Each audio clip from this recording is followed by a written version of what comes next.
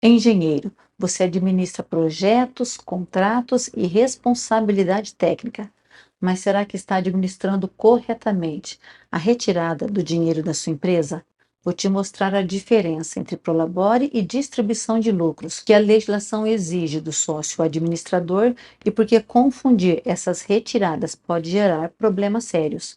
Isso não é detalhe contábil, é gestão profissional. No momento do registro do seu CNPJ, nasce outra pessoa, a jurídica, e você, mesmo tendo seu CPF vinculado, é outra pessoa, a física, e você não tem nada a ver com as obrigações, prestações de contas e os riscos da empresa registrada.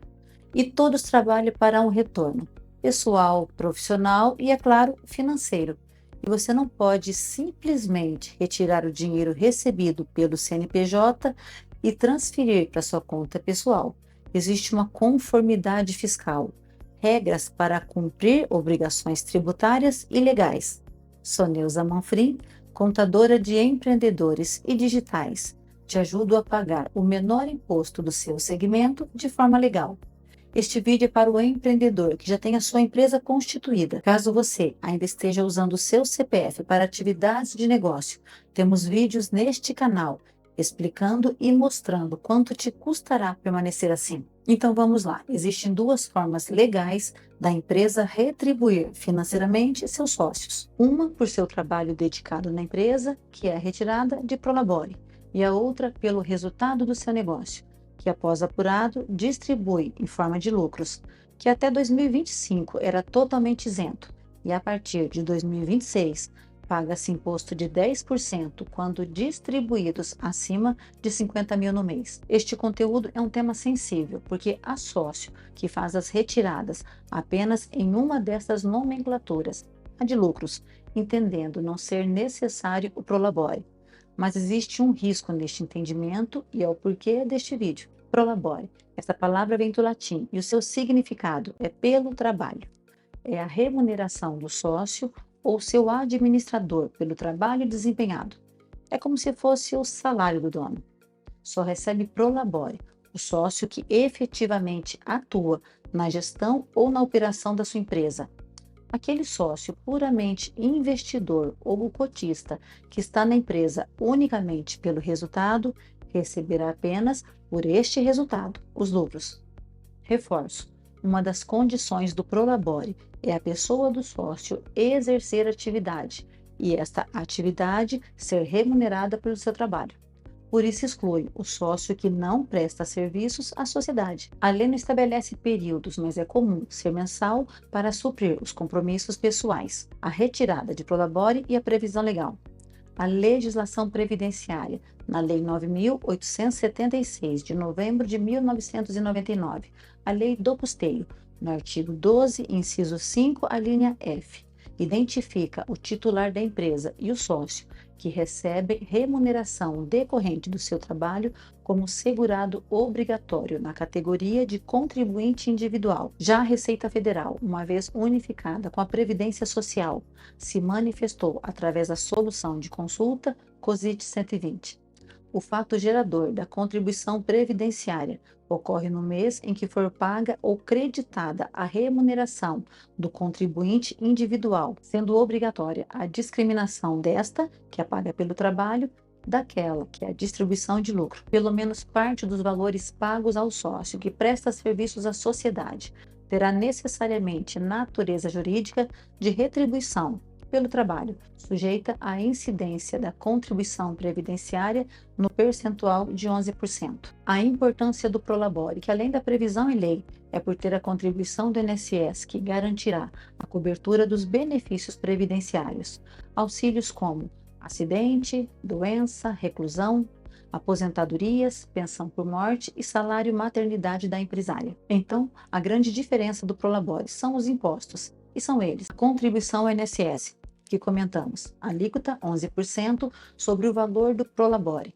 Valor mínimo: o salário mínimo, hoje 1.621, valor máximo, o teto, hoje 8.475,55. Valor menor que o mínimo não é reconhecido para poder liberar os benefícios da Previdência.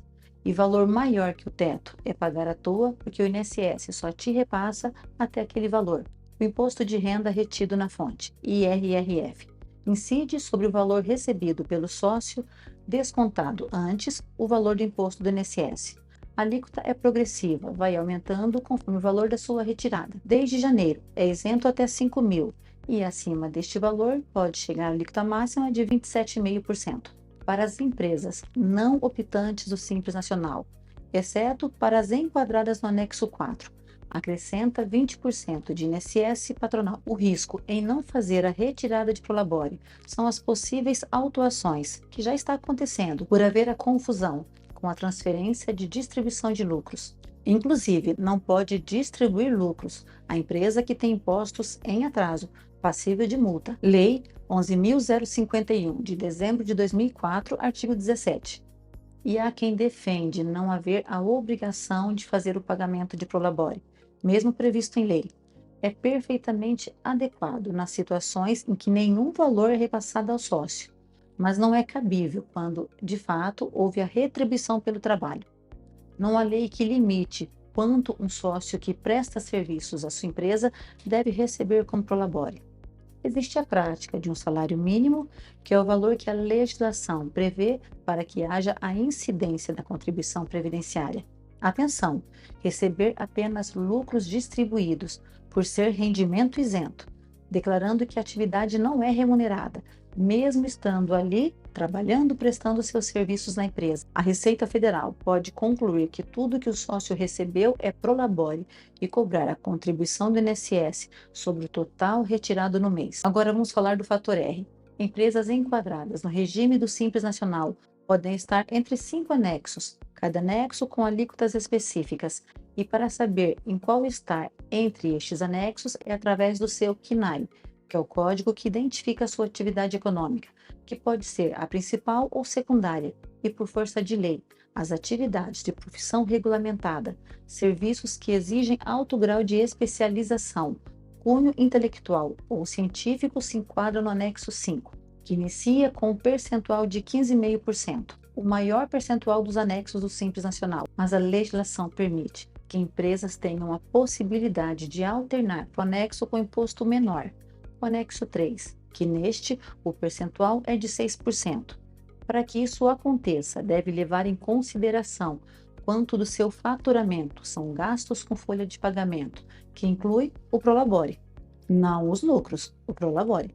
E para esta situação, deve ter um olhar atento, um planejamento fiscal para estar neste anexo mais vantajoso e garantir o menor imposto. E como conclusão, há momentos em que é plausível não ter o recebimento de prolabore, no início das atividades, numa fase com dificuldade financeira, em que pausa ou diminui o valor da retirada para manter a cobertura da Previdência Social e a conformidade legal, e complementa via distribuição de lucros, se a empresa estiver regular, com os impostos. Ambas as rendas são retribuições ao sócio, uma de natureza remuneratória pelo seu trabalho e a outra relacionada ao resultado da empresa. Esta diferenciação deve ficar muito clara. Olhe o risco, não entender isso, caso não conste discriminado na contabilidade o que é remuneração do trabalho e o resultado do negócio, os lucros apurados, a contribuição previdenciária pode incidir sobre o total retirado no mês, como já comentamos. Caso queira mais informações, deixe um comentário ou entre em contato, será um prazer ajudar você. E nos apoie, se inscreva em nosso canal, deixe seu like e compartilhe, sempre tem alguém fazendo errado ou com dúvidas sobre este assunto. Um grande abraço, sucesso para os seus negócios e até o nosso próximo encontro.